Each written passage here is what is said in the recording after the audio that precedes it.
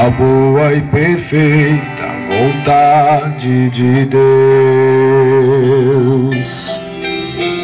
Preste atenção. Já vivi em meio a tantos problemas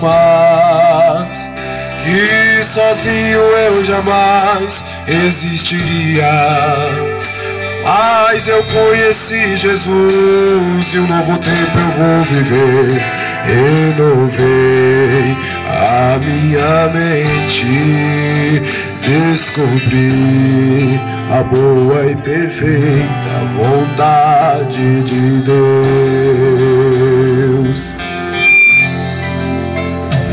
Meu Deus já apagou da minha memória o meu passado de dor. Eu tenho a unção de Manassés em mim. Hoje não sofro mais, eu sou curado. Vou prosperar onde ninguém mais cresceu. Os meus inimigos olharão. Tem feito em mim. Eu tenho a unção de Efraim, de Deus em mim. Oh.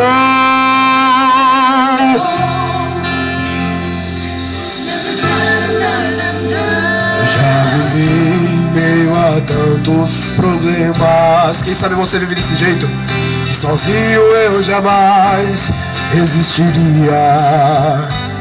Mas eu conheci Jesus e um novo tempo eu vou viver. Renovei a minha mente. Se você quiser descobrir a tua perfeita vontade,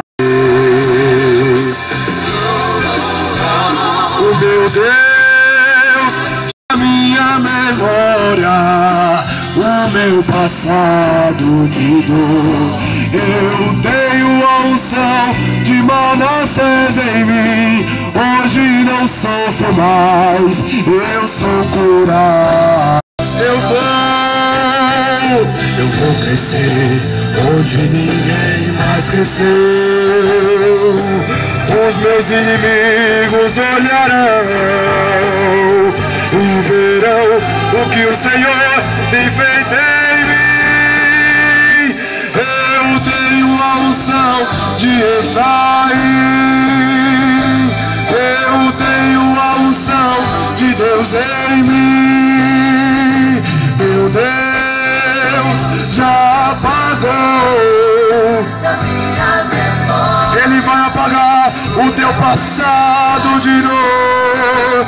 Eu tenho a unção de hoje não sofro mais, eu sou curado. Vou prosperar e vou crescer, mais crescer. Os meus inimigos olharão feito em mim. Eu tenho a unção de Efraim. Eu tenho a unção de Deus em mim. Eu tenho a unção de Deus em mim.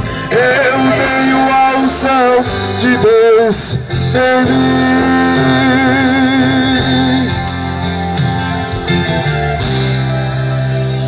Graças a Deus. Vamos ouvir, irmã Ruth, adorar o Senhor com também nos seus hinos. Você, meu caro ouvinte da palavra.